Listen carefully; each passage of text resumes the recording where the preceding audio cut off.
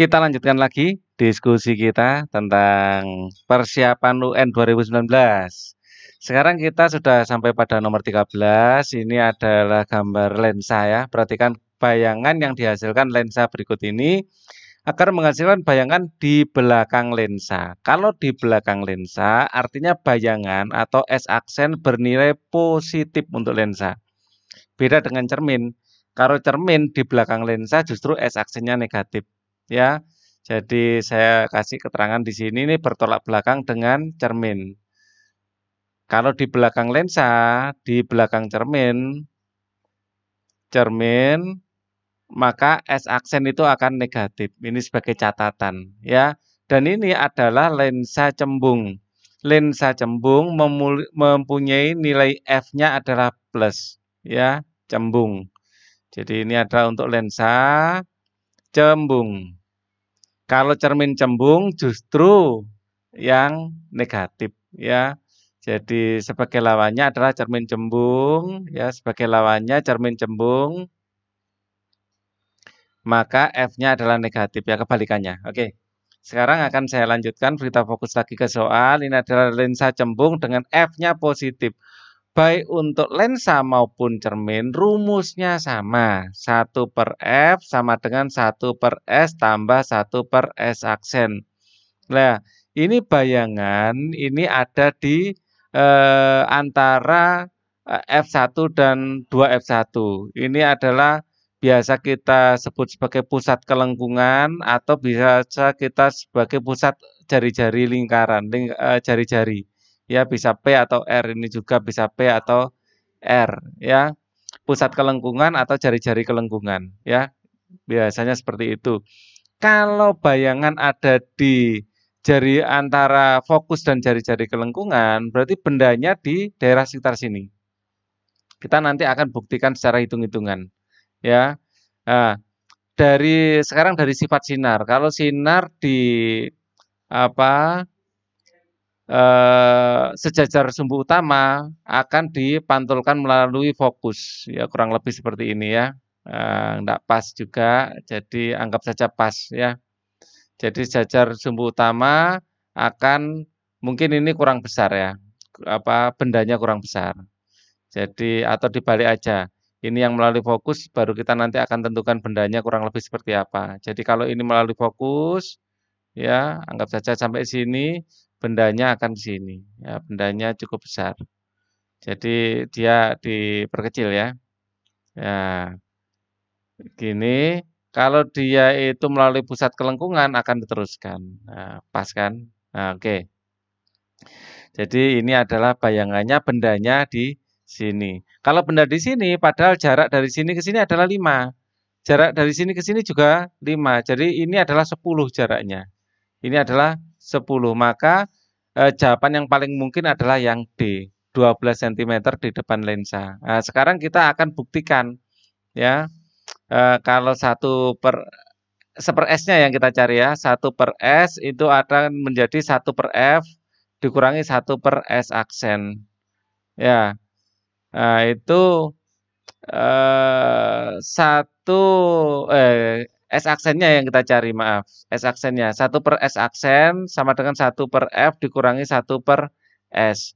Nah, ini benar enggak di antara ini? Ini kan bayangannya jaraknya ini 5, ini 10 juga. Ini 10 ya. Jadi antara 5 sampai 10 nanti seharusnya. 1/F-nya 1/5 dikurangi 1/, S-nya adalah berapa di sini 12. 12. Kita sama-sama jadikan berapa? 60 ya, 60. 60 di sini adalah 60. Ya dikurangi 5 jadi 60 dikalikan 12. 12 jadi 60 jadi dikali 5 ya. Maka ini sama dengan 12 kurangi 5 adalah 7. 7/60. Ya, maka 1/S S aksennya adalah 60/7 ya. S aksen adalah 60/7. Kita hitung pakai kalkulator, 60/7 clear. 60 dibagi 7 sama dengan 8,5. 8,5. Ada di rentang antara 5 dan 10. Ya, ini 8,5. Ya, jadi jawabannya sudah valid ya, D. Sekarang kita akan kerjakan nomor 14. Perhatikan gambar elektroskop yang didekati benda X. Ini adalah benda X. Ya, terlihat di sini muatan positifnya naik ke atas. Berarti kita bisa simpulkan bahwa benda X ini bermuatan negatif. Ya, sehingga dia akan menarik muatan positif dan mendorong muatan negatif. Benda X memiliki karakteristik ya yang jelas negatif. Ya, jelas negatif. Jadi yang mungkin itu ada yang di bawah ini. Kalau enggak CD ya. Kalau negatif itu biasanya plastik. Ya, benda yang menggosok plastik itu adalah wall. Ya, elektron jadi plastik kalau digosokkan ke wall, ini adalah wall, maka plastik ini jadi negatif. Karena apa? Elektron dari wall itu pindah ke plastik. Ya, jadi elektron dari wall berpindah ke benda X. Jadi yang benar adalah yang C ini. Oke.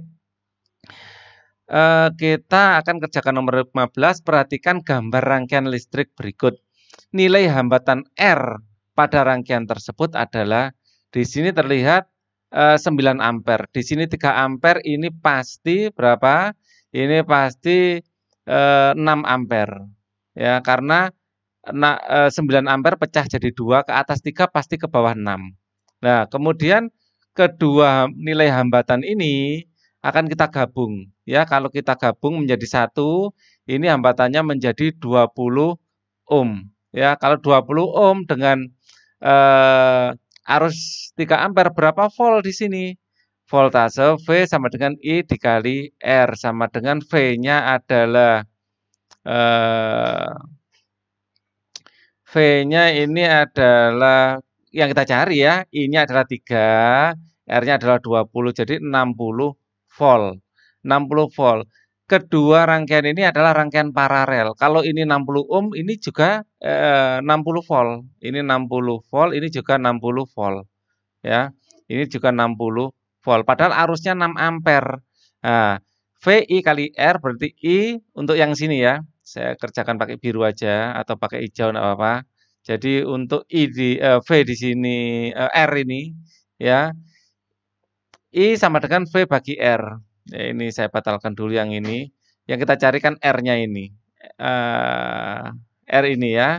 R ini maka R sama dengan V dibagi I. V-nya berapa? V-nya adalah 60 volt. 60 I-nya adalah 6.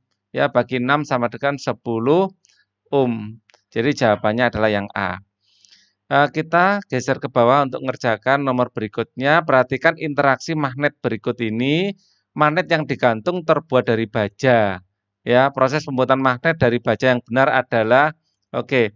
Kita akan lihat di sini kutub-kutubnya. Ini kutub utara. Nah, ini ditarik oleh kutub utara, berarti X itu kutub selatan dan Y adalah kutub utara. Nah, dalam proses pembuatannya yang A ini kalau di sini ditinggalkan oleh selatan, waktu ini gini ya, digosokkan yang gini. Y ini ditinggalkan oleh selatan, ini jadi utara. Y itu utara ya. Ya, benar, langsung saja yang A. Ya, dalam proses penggosokan ini kan kayak magnet digosokkan, ini utara, ini selatan ya. Nah, ini adalah besi. Ya, ini diputar. Diputar gini ya. Ya, yang dipukulkan itu bagian S-nya, dipukulkan gini, digeser ke sini, terus muter ke sini lagi. Ya, yang pertama kali dipukul, ya, digosok, yang paling pertama kali kena ini adalah selatan. Dan ini selatan ini meninggalkan sini, ini akan jadi utara. Ya, jadi jawaban untuk nomor 16 ini adalah yang A. Oke, kita akan lanjutkan nomor berikutnya, nomor 17. Perhatikan gambar berikut yang termasuk umbra. Pada gambar termasuk umbra dan penumbra. Umbra itu nomor 1. Ya, ini adalah umbra. Jadi ini nomor 1 ini umbra. Nomor penumbra ini yang nomor 2. Ya, ini nomor 2 itu penumbra. Ya, jadi 1 dan 2. Umbra dan penumbra. Sebentar, umbra itu 1. Wah, nah, ini termasuk 4 ya. 4 ini juga penumbra ya. Jadi 1 dan 4. Jadi jawaban untuk nomor 17 adalah yang B. umbra, dan ini daerah penumbra di sini, ya. Oke, kita akan lanjutkan pembahasan di, sesi berikutnya, untuk sesi ini cukup dulu, oke.